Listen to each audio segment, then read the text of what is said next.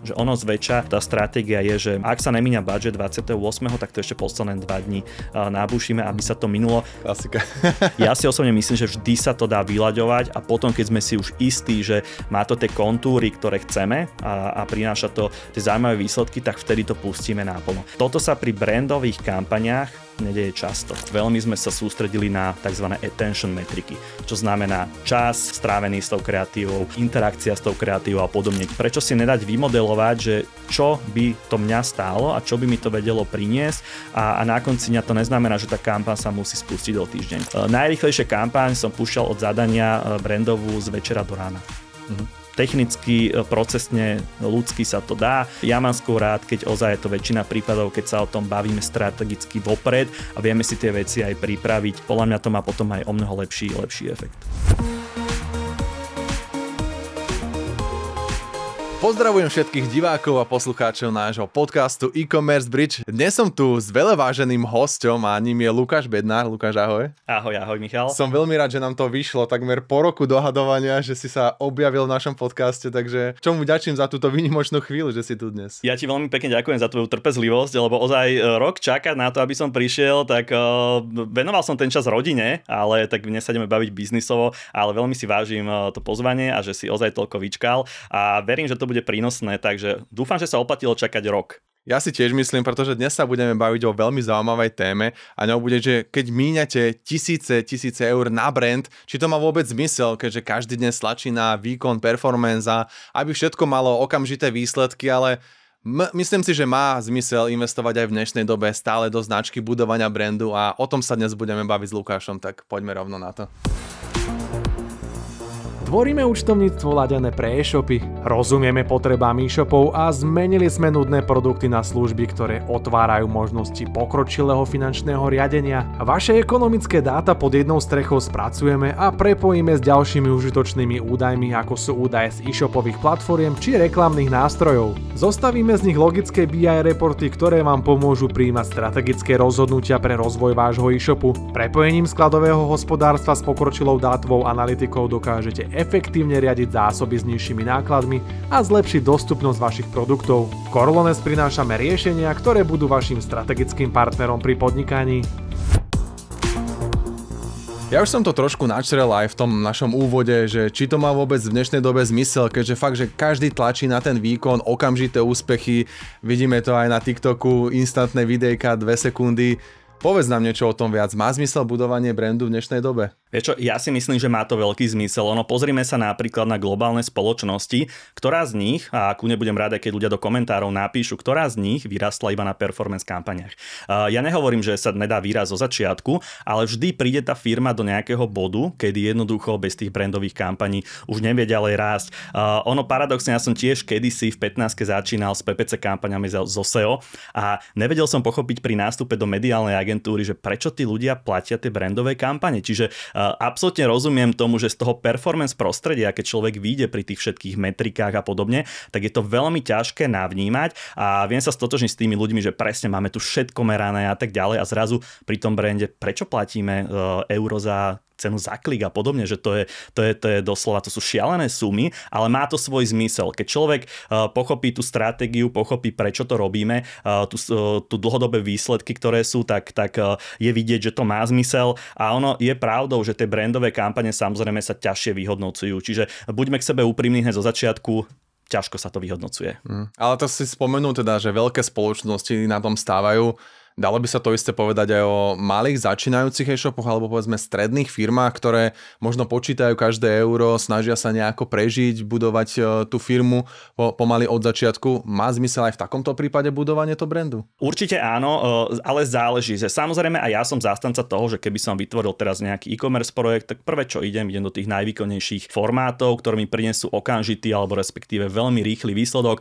Preto ten performance marketing sa dá spustiť z večera do rána doslova. nastaviť trackingy, vidieť tie výsledky doslova do pár dní, hodín. Preto aj ja by som odporúčal túto stratégiu. Ono, čo však vidím, a dnes sa ideme baviť teda pre cieľovku e-commerce, tak čo vidím je, že ten e-shop alebo ten e-commerce projekt sa dostane fakt do toho bodu. Keby som to mal niekde kvantifikovať, že kde to asi je, tak tie začínajúce e-shopy, ktoré napríklad aj ja im pomáham s budovaním brandu, tak sú s obratom okolo tých 2 miliónov eur.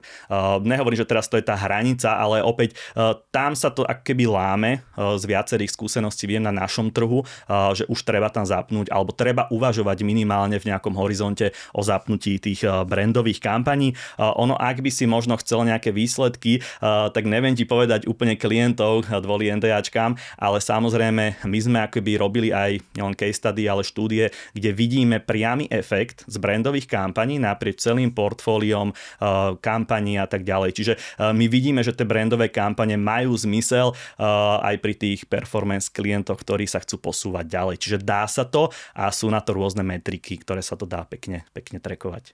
Aj keď teda asi si nepovieme konkrétnych klientov, ale možno nejaké nástroje a veci určite odporúčime aj pre vás, takže sledujte určite ďalej.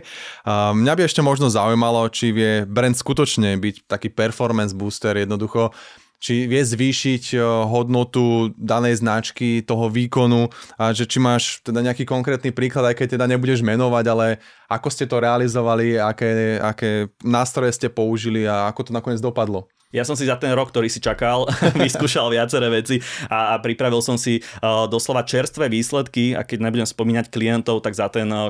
kvartál, kedy sme ozaj testovali celkom pekné budžety a tam sme mali zadania od klientov e-commerce, samozrejme vidieť ten priamy efekt, aj keď nejako v tom performance na brandové, ale aj na performance výsledky.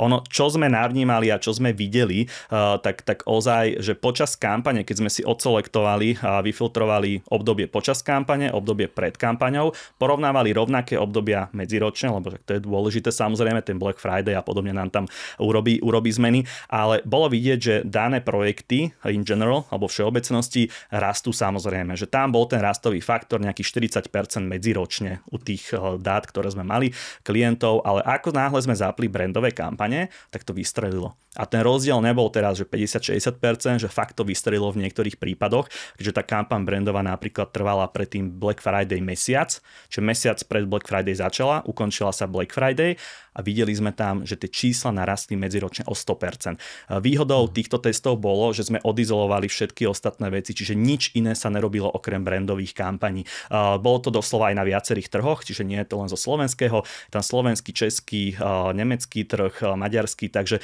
ozaj si myslím, že tie dáta sú už dosť relevantné. My ich nezverejňujeme, máme to ako know-how, ale radi sa podelíme určite s klientmi o tieto výsledky a stratégie. Samozrejme, okrem týchto vecí, ako je nárast performance, narastlo brandové vyhľadávania, narastlo CTR-ko a tak ďalej. Čiže my sme sa zameriavali doslova aj pri tých brandových kampaniách nielen na reach frekvenciu, alebo teda kliknutia na druhej strane, ale merali sme a veľmi sme sa sústredili na tzv. Attention metriky, čo znamená čas strávený s tou kreatívou, interakcia s tou kreatívou a podobne. Čiže na základe tohto sa nám podarilo fakt urobiť, myslím, že celkom pekný výsledok. To si teraz nemal hovoriť, lebo všetci budú očakávať, že nastavia brandové kampane a hneď z toho budú mať 100% nárast.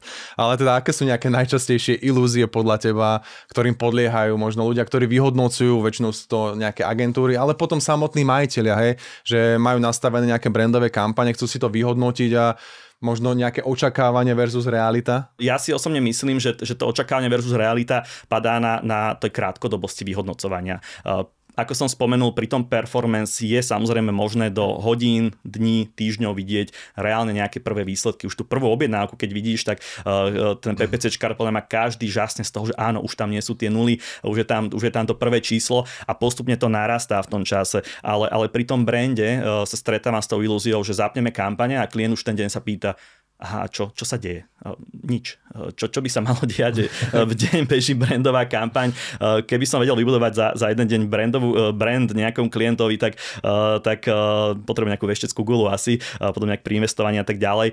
Čiže krátkodobosť, fakt toho vyhodnocovania, ktoré sme naučení a preberáme to možno z toho performanceu, a to teraz nechcem útočiť na performance, ale veľmi, veľmi sa to prelína do tých brandových akoby metrík a očakávaní. Ďalej je to, ako som aj spomenul, to porovnávanie s PPC. Že ozaj porovnávame ceny za klik, alebo teda klienti často poukazujú na ceny za 1000 zobrazení a tak ďalej. Chcú rýchly efekt, že ozaj nechcú čakať ani mesiace, chcú fakt vidieť to, že do pár týždňov vidia reálnu návratnosť. Ja sa snažím im vysvetľovať, že v podstate keď počkáme, tak ono to je krásne vidieť, doslova poviem jednu stratégiu teraz, čo robíme pre viacerých klientov. My si už teraz pripravujeme publiká, ktoré budeme remarketovať z brand kampaní počas Vianoc.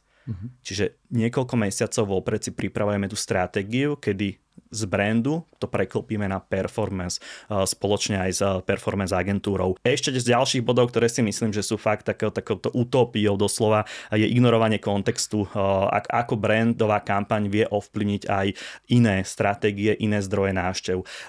Nie je cieľom, ja to vždy aj pri prezentáciách reportingových hovorím, nie je cieľom ukradnúť a privlastniť si tie výsledky, že áno, my sme zapli brand kampaň a teraz ten nárast performance je vďaka nám. My to radi prenecháme, alebo správny brandista to rád prenechá tomu performance špecialistovi, čiže netreba sa tam báť, že ideme ukradnúť niekomu jeho úspech.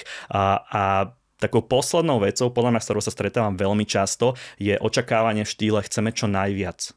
A najviac čoho? Všetkého. Impresí, klikov a podobne. Ono je to úplne že šialené, lebo bije sa to s tou kvantita versus kvalita, čo si možno povieme aj neskôr, že ako je dôležité nemať len čo najviac, ale mať fakt kvalitné zobrazenia.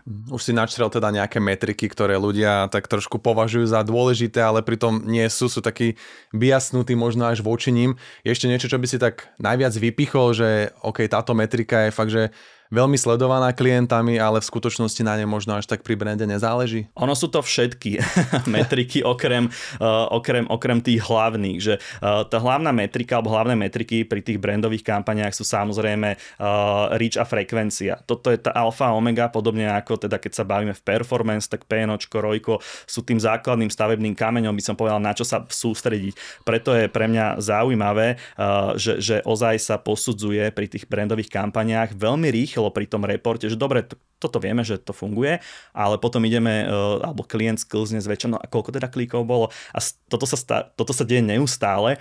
Ono je to také zaujímavé, že opäť stále vysvetľovať, že áno, len to je presne to isté. Ja to vysvetlím, že ako keby som teraz zadal ti PNOčko a potom ma zaujíma pri reporte nejaké bolo dosiahnuté, ale a koľko bolo impresí. Že na konci dňa akože nezaujíma ťa až tak, koľko bolo impresí alebo ako bola cena za 1000 zobrazení pri performance kampani, tak sa to nepýtaš, ale pri tom brande sklzáme do tých výkonnostných metrík. Takže to si myslím, že tam sa to dosť zneužíva a potom je to samozrejme to zneužívanie, a nehovorím, že to je náschvál v rámci nejakej kvality. A tu budem veľmi, veľmi otvorený. Myslím si, že trhovo je potrebné veľa vecí zlepšiť. Čoho sa chcem dotknúť, tak sú to samozrejme nejaká technická neznalosť. A teraz nechcem nikoho kritizovať, ale technická neznalosť napríklad, čo je to tá impresia. Že ono veľakrát sa pri tých reportoch porovnáva, že cena zobrazení, koľko bolo impresí, ale pre mňa je to ako porovnávať jablka s hruškami a čučorietkami. Prípadne nazývam to, že porovnávať biobanány, klasické banány v akcii a hnilé banány a teraz povedať si, ale tieto majú najlepšiu cenu. Ale zamyslí sa niekto nad tým, že ale to je cena hnilých banánov, že v zásade a v komentári je napísané, že aha, tak toto je najlepšie, s týmto pokračujme. Ono nám to v tom reálnom svete príde divné až, ale v tom online svete, keďže tá technická rovina je veľmi abstraktná pre veľa ľudí, aj špecialistov, tak si myslím, že toto je dosť zneužívané a ja si osobne myslím, že treba fakt riešiť aj ten kontext toho, ako kvalitné sú tie zobrazenia, keďže to je to primárne, čo chceme vidieť a samozrejme tým pádom aj reach.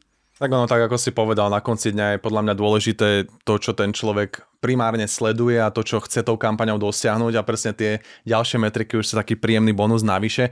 Ja by som možno ešte načrel naspäť, spomínal si investovanie a napadlo mi pri tých malých a stredných e-shopoch trošku iný segment a teda Finax, neviem, či poznáš túto spoločnosť. Oni vyrástli na tom, že vzdelávali trh a týmto si vlastne budovali trošku ten brand, že okrem teda nejakého performanceu, predsa ľudia boli takí skeptickí voči nejakému investovaniu online a oni vlastne tým, že vzdelávali trh nejakými videami, nejakými článkami a takou celkovou finančnou gramotnosťou ten trh, je možno takéto niečo tiež cesta v budovaní značky, že nie len tlačiť nejakú klasickú kampaň, ale takýto akože learning content, povedzme? Určite áno. Túto oblasť myslím, že má veľmi dobre pokrytú aj edukáciou, ako to robiť Filip Kuna, ktorého teda pozná väčšina trhu, by som povedal, alebo teda je dosť takých tých známejších ľudí v rámci marketingu, slovenský guru, content marketingu. Za mňa je to veľmi podstatné, ale ako aj Filip teda hovorí, keď použijem jeho nejakú metodológiu alebo názvoslovie, tak ten obsah je king a tá distribúcia je King Kong. A za mňa toto je to podstatné, že zabúda sa na to, že v podstate je veľmi dôležité nevytvoriť len dobrý obsah a ono to často vidím u tých hlavne väčších klientov, kedy sa vytvorí krásne napríklad promo video a potom vidíš na YouTube, že má 100 videní. Čiže koľko času a financií a energie sa venovalo do tvorby kontentu a pritom to videlo bohužiaľ tak veľmi málo ľudí. Takže osobne si myslím, že ten pomer je veľmi, veľmi dôležitý. Keď si spomínal Finax, a to sme aj nemali v našich rozhovoroch predtým opomínané, tak za mňa sám som klientom a mne sa páči ich obsah. Presne, že aj toto je tá cesta, samozrejme, ako si zviditeľnovať ten brand, že nemusí to byť len teraz tá suchá brandová kampaň distribučná. Ja mám tiež veľmi rád, keď klienti prídu s tým, že nechceme len fakt, že aby nás všetci videli, ale má to aj nejaký taký hlbší zmysel, možno aj takej zábavy.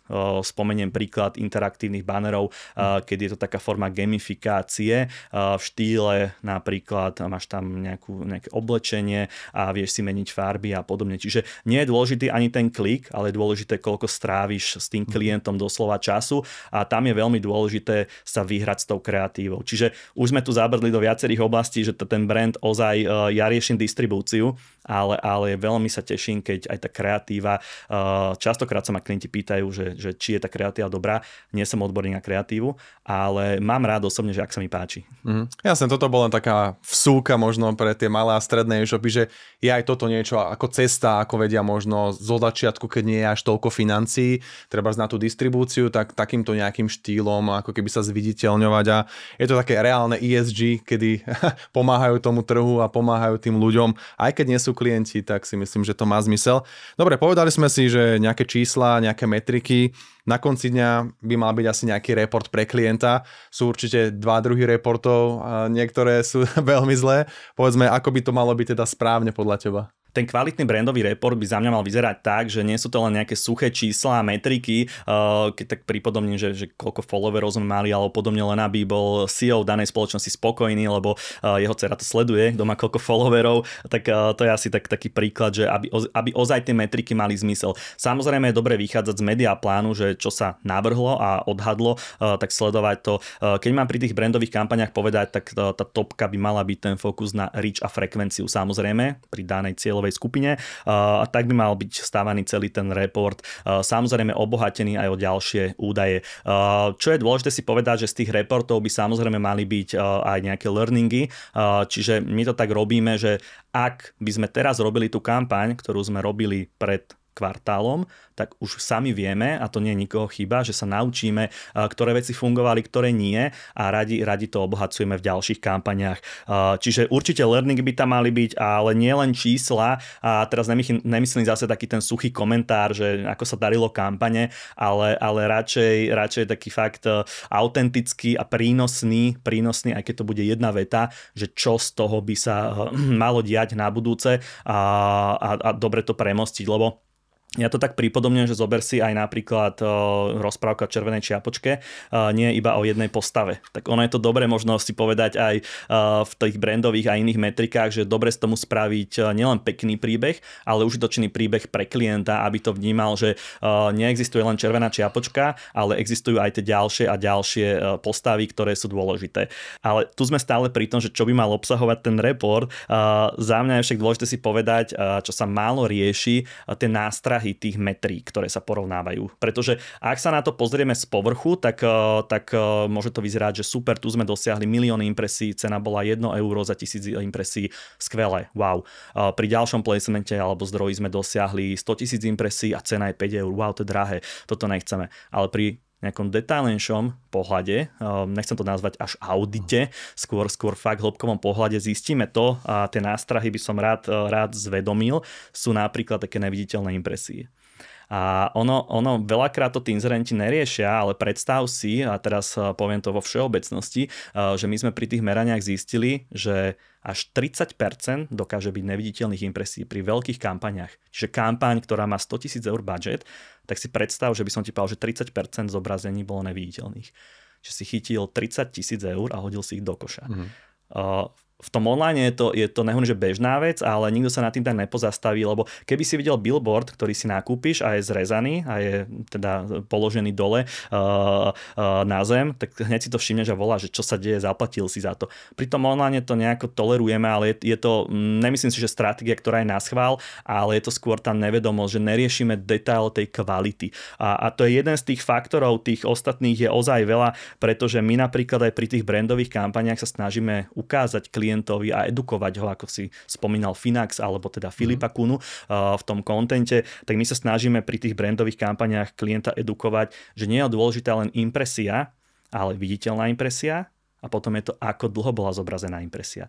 Ten štandard IAB hovorí o tom, že 50% plochy po dobu 1 sekundy. Ale my máme radi, keď vidíme v reporte, že ten banner bol zobrazený 90% z neho a 50 sekúnd. Čiže predstav si, že jedna impresia, ktorá je sekundová a 50% versus tá istá impresia za rovnakú cenu, ktorá je držaná 50 sekúnd a od 90% plochy. To je zrazu úplne iný level toho, samozrejme treba to porozdeľovať a to je ďalší faktor, potom je to umiestnenie bannera. Máš ho na vrchu stránky, v strede alebo na spodu.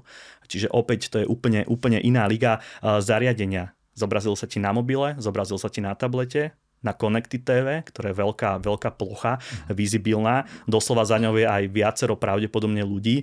Takže opäť, aké zariadenie bolo použité. Aj keď máš na desktope zobrazenie, tak bol to napríklad pri videu nejaký autoplay v rohu stránky, alebo to bolo video na celý screen. Stále sa bavíme o jednej impresii. Asi zober, že už máš 4. pohľad minimálne, ako sa na to pozerať. Opäť autoplay, spustenie videa versus nejaký iniciovaný zobrazenie je úplne niečo iné. My sme doslova aj pri tých analýzach zistili, že klientovi sa napríklad zobrazovali na jednom placemente vo videoplayeri 2 videá za sebou. Že si predstav, ale technicky to sa dalo odhaliť, ale ako užívateľ si to vôbec nevidel. Že si spustili 2 videoplayery a opäť si mal impresie, ktoré boli zarátané v reporte, ale neboli zvedomené. Stále ideme po povrchných veciach, ktoré sú ale tak dôležité, že toto sa príliš nerieši. Za mňa, ale má to extrémne veľký vplyv na celkovú kvalitu reklamnej brandovej kampane. A ono ešte takým pekným faktorom je, že veľakrát počúvame o tom, aký má publisher reach. Ja sa z toho teším, sám som bol na publisherskej strane, ale za mňa je otázka, je to aj reálny reach tvojej kampane? Je to úspech niekoho iného, nie ten tvoj. A opäť týmito pohľadmi, a vedel by som tu byť možno aj 4 hodiny, sa dá akoby poukázať na to, že 100 000 impresí je hodnotnejších ako 1 000 000 impresí. A toto je to, čo mne napríklad pri tom kvalitnom brandovom reporte chýba. Pomenovať si, ja nehovorím, že my teraz nakupujeme všetko 100% najlepšie impresie, ale ako náhle vidíme v priebehu kampane, že sa nám tam ukazuje napríklad formát a klient sa z neho teší, že má extrémne veľké CTR-ko. Pre mňa je to hrozba. že čo sa deje, kde je to zobrazené, sú to fraudové kliky, takže rovno takéto niečo riešime a pri tých globálnych kampaniách napríklad fakt sa nám stáva, že keď zacielíme pri aj brandových kampaniách slovenčinu, tak veľmi často vyskakuje India. Čiže opäť tieto nástrahy pri tom reporte by mali byť zvedomené, je to ten learning, ktorý by sme si mali povedať a za mňa ten detálny pohľad, aj keď klient si povie, že ja tomu absolútne nerozumiem a dôverujem vám, podľa mňa povedal si tú finančnú sféru, ako je veľmi dôležité edukovať. A ja si myslím, že aj v tej marketingovej, aj tej brandovej, aj keď si žijeme možno vo svojich bublinách, aký sme šikovní, koľko vecí vieme, koľko je dostupných materiálov, tak sa veľmi bavíme o niektorých veciach povrchne a toto by som chcel napríklad zmeniť. Aby sme sa fakt bavili pri tom reporte kľudne 2 hodiny, nie o tom, aké sú čísla, ale ani nie, čo to iba prinieslo, ale čo tie čísla znamenajú. Si nám to veľmi vyčerpávajúce vysvetlil. Ja iba tak to zhrniem možno trošku pre toho človeka, ktorý by si mal z toho niečo odniesť. Čiže na konci dňa je to chyba alebo zodpovednosť toho človeka, ktorý nastavuje tie kampane, aby ten report bol dobrý a neboli tam treba tie nesprávne zlé impresie? Vieš čo, ono je to zaujímavé tým, že nie je to nikoho chyba na schvál, typu je to v podstate celý ten proces, že ono samozrejme nikto nechce, aby si teraz mal zlé impresie. To nie je ten zámer, len taký publisher je spokojný s tým, že má určitý počet errorov, neviditeľných impresí a podobne. Ale otázka je, že koľko z toho má to tvoja kampaň. Že keď je to benchmark, otvorene poviem, že napríklad 10%, je to v poriadku, je to nejaká možno štandard, norma, ale čo ak práve tá tvoja kampaň má 40% a to nikto ti nenastavil, aby si to ty mal zle, neverím tomu, nestredol sa s tým ešte, fakt, že by to niekto robil týmto štýlom. Skôr je to o tom, že to pochopenie toho, prečo je to dobré merať aj nezávislými toolmi, je fakt ako je napríklad Gemius a podobne, je fakt veľmi dôležité, aby si nie niekoho kritizoval, ale dostal si fakt tú kvalitu, za ktorú si zaplatil. Čiže za mňa je dôležité fakt tomu rozumieť a radšej investovať do toho. Keby som ti povedal príklad, že ti ušetrím 30 000 kampane, tak ako by si reagoval? To je úžasné číslo, ktoré keď vieš sa na detaily pozrieť, že vieš toľko to ušetriť. Čiže ja si osobne myslím, že je málo špecialistov na slovenskom a českom trhu, ktorí možno vedia pomenovať tie hĺbkové veci. Ale sú tu, len možno je taký slabý dopyt po nich a ja som rád, že ich poznám a pýtam sa ich, lebo aj pre mňa je to dennodenne niečo extrémne nové, že fakt som nevedel o veľa z tých vecí. Takže tak. Super. Keď sa teda posunieme trošku ďalej, keďže sa bavíme o brandových kampaniách, tak ako by to bolo, aby sme si trošku nekopli do toho performanceu v úvodzovkách samozrejme, ale teda mám tu, že real-time bidding kampaňa alebo DV360, čo sú teda performanceové výkonnostné kanály, vedia byť tiež neefektívne, keď sú zle nastavené.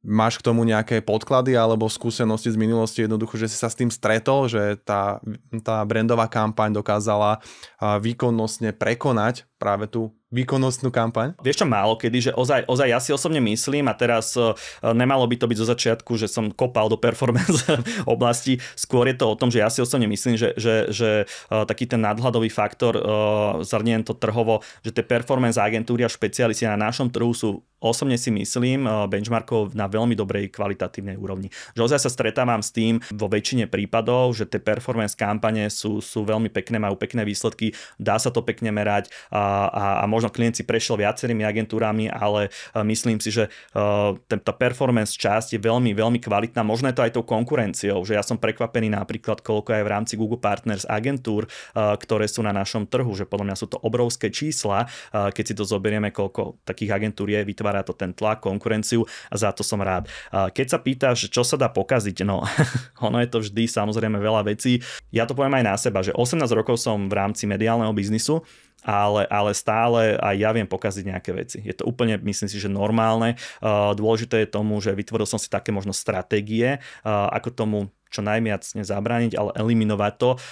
Takou prvou je, ja možno poviem a moji klienti vedia hneď na prvú, keď ideme do spolupráce, za mňa je to tá otázka, že vieme tú kampaň spustiť skôr, alebo začiatok spraviť tak, že míňa to iba čiastočne nejaký denný spend, veľmi malý príklad. Ak máš denný spend nastavený pri kampani 30 000 eur za mesiac, ak si povieš, že OK, 1000 chceš dať denne, tak tie prvé dni rád som aj pri tej brandovke, ak vieme sa s tým vyhrať so 100 eurami. Prečo? Ak pokazíš niečo zo 100 eur, tak je to v absolútnej hodnote menšie číslo, akceptovateľné. Ja si osobne myslím, že vždy sa to dá vyľaďovať a potom, keď sme si už istí, že má to tie kontúry, ktoré chceme a prináša to tie zaujímavé výsledky, tak vtedy to pustíme naplno. Toto sa pri brandových kampaniách nedeje často. Že ono zväčša tá stratégia je, že máme to pustiť 1., pôjde to 1. do 30. A ak sa nemíňa budget 28., tak to ešte posledné 2 dní nabúšime, aby sa to minulo. Za mňa už iba tento prístup je samozrejme, ak ti musí končiť kampaň 30. Rozumiem, za mňa sa to dá robiť lepšie, nazývam to taká tá dynamická realokácia budžetu, ktorú poznáme, že prečo by si v performance, a toto je veľké pozitívum pre performance špecialistov, prečo by si mal spustenú kampaň, ktorá ti neprináša revenue. Tak prečo v brandovke by si mal spustenú kampaň, ktorú už teraz vidíš, že ti neprináša to, čo chceš. Predávaš alebo sa chystáš predávať online? Tak počúvaj. Na ShopTete beží vyše 7500 slovenských e-shopov. Je to najväčšia platforma u nás, ale nejde len o produkt. Je to komunita, know-how, služby, široká sieť partnerov a vzdelávania. Všetko pod jednou strechou. Príjemný ekosystém pre slovenský e-commerce. Mrkni na ShopTet.sk a naštartuj svoje online podnikanie.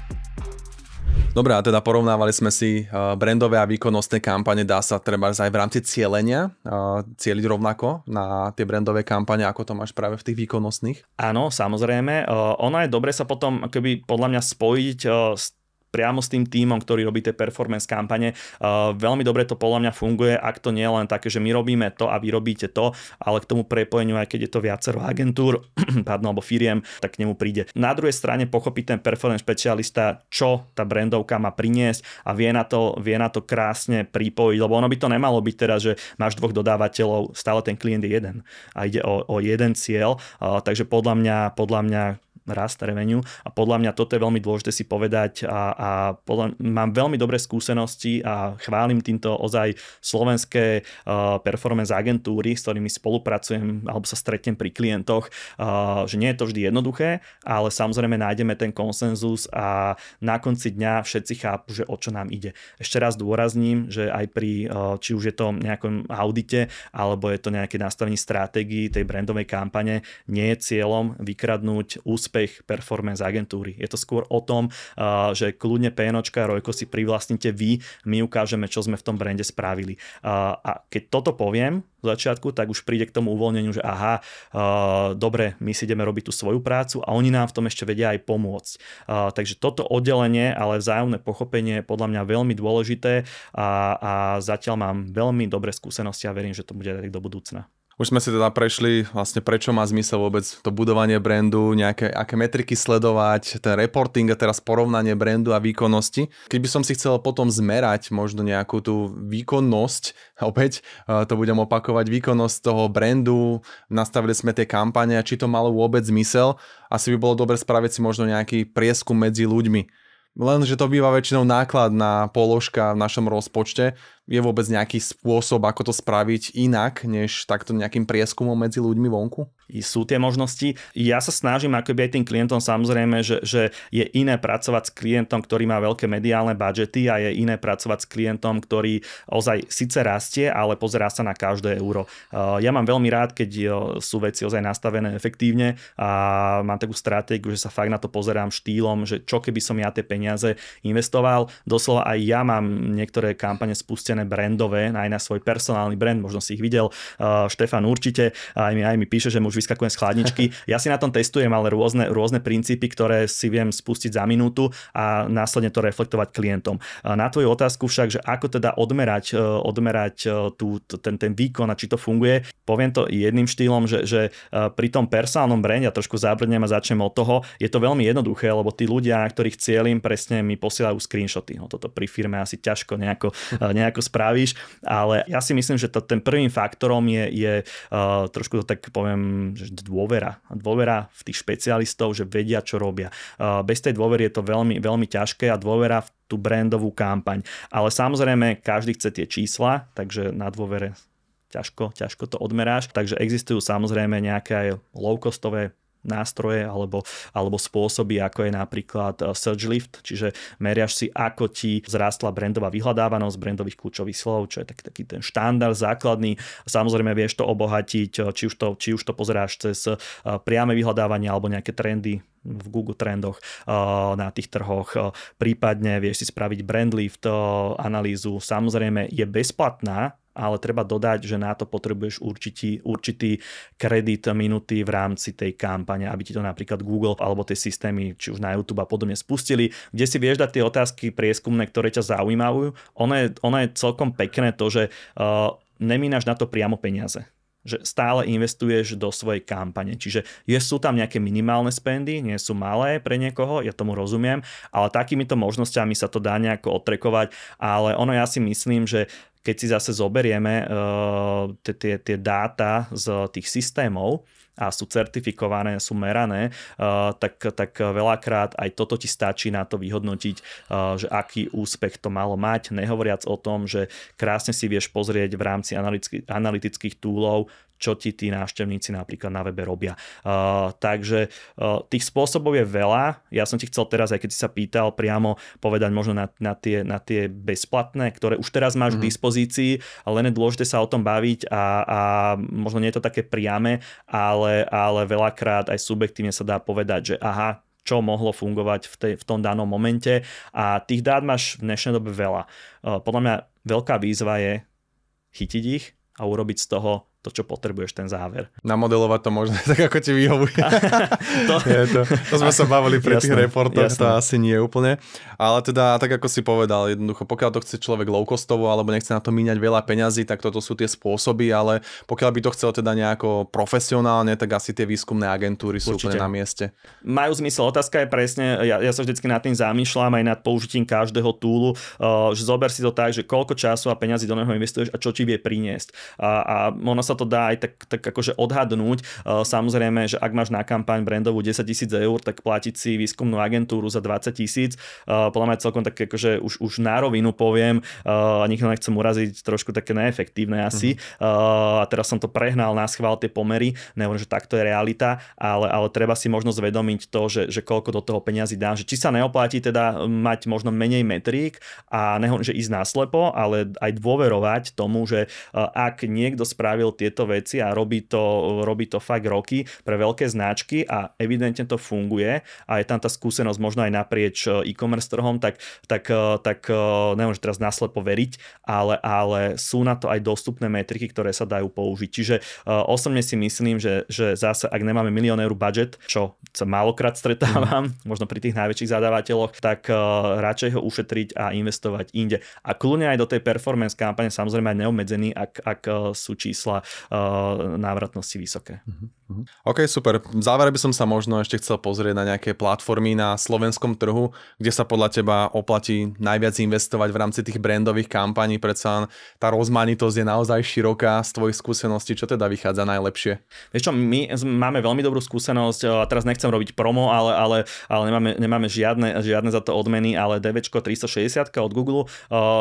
Je tam aj taký faktor, ktorý je dôležité si spomenúť, že aj tie médiá, respektíve publishery veľakrát fungujú na Google Ad manažery, na teda inej platforme než je Google Ads a veľmi dobre sa to prepája. Čiže tá symbióza tých toolov má aj takúto strategickú výhodu. Samozrejme to Adform, ktorý je dosť rozšírený, si myslím aj povedomím na našom trhu a ďalšie RTB systémy, aj TEADS a podobne. Čiže záleží ak keby zase, že neexistuje, keby som mal odpoveď jednoznačnú, že najlepšie je teraz použiť toto, tak asi neexistuje žiadne mediálne agentúry a média špecialisti brandoví. Za mňa je dôležité si pomenovať, že čo chceš dosiahnuť, aký máš na to budget a tak ďalej a najprv si navnímať tie informácie a potom si povedať, nie, že tento tool je najlepší pre teba, ale za daných podmienok pri danej cene na základe toho, čo chceš, je vážne dobre použiť toto, pretože a tam by mala byť tá odpoveď a nemám ani ja, že teraz prioritu alebo preferenciu jedného toolu.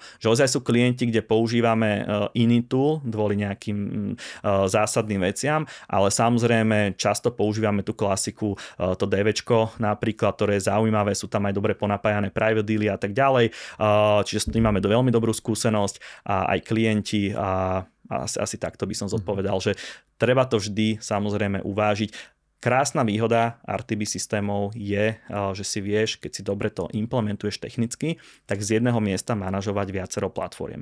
Tá obrovská výhoda naprieč všetkými týmito toolmi je to, že netrieštíš capping, čiže frekvenciu. Že napríklad, ak teraz napíšeš do 10 médií, že chceš kampaň a každému zadáš capping 3, že chceš, akoby, aby sa maximálne 3-krát zobrazila tvoja kreatíva užívateľovi, tak na konci dňa to musíš násobiť 10. Že ten capping máš zrazu 30, lebo medzi sebou nevedia komunikovať, že kto k čomu zobrazili. Za mňa je ale dôležité si povedať, že keď používaš nejakú jednotnú platformu, ktorá ti vie takéto niečo manažovať, tak ty vieš nakupovať aj tie lokálne médiá, vieš nakupovať aj open aukciu z Google, nejaké GDN a tak ďalej. Jednak vieš mať strategickú výhodu väčšieho reachu, potenciálneho, efektivity pri cene a toho manažmentu cappingu. A už napríklad toto je ten rozdiel, kedy ja to nazývam takým efektom, to je moje pomenovanie, že čo som si vytvoril, tak také tvorenie cesta na pizzu.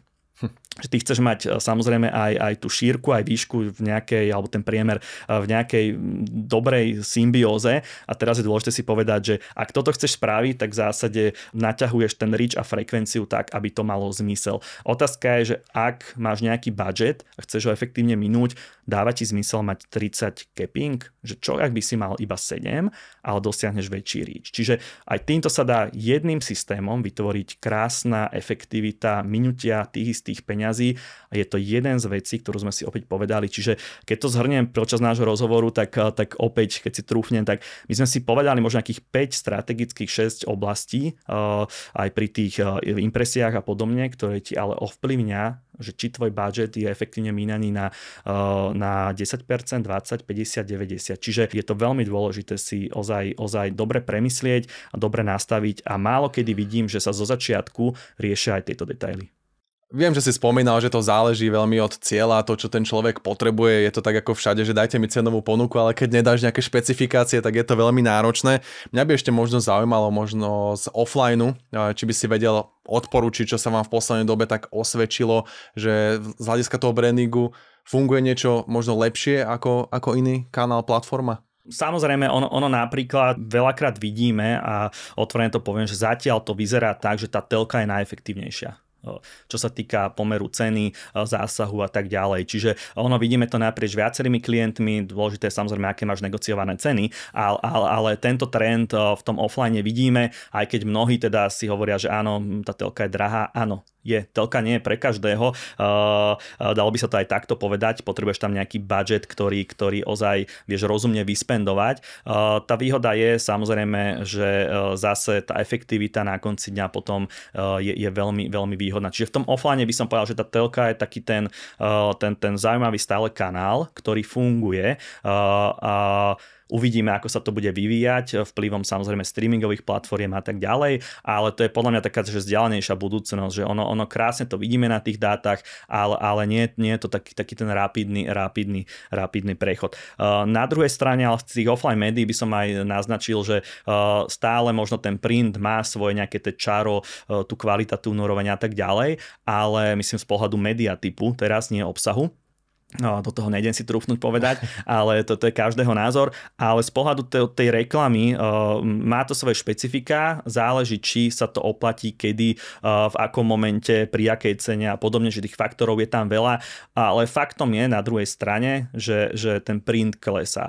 Ono aj medziročne, keď sme si porovnali tie slovenské tlačené tituly periodika, tak sme videli, že pri niektorých je ten pokles viac ako 20%. Čiže treba si uvážiť, že či už tá cieľovka v tom printe je dostatočne veľká, či ten zásah je zaujímavý, opäť nielen budžetom, ale aj tým prínosom. Opäť niekde to môže fungovať, niekde nie. Ja veľakrát sa obávam tých akoby vznešených výrokov typu telka je mŕtvá, print je mŕtvý.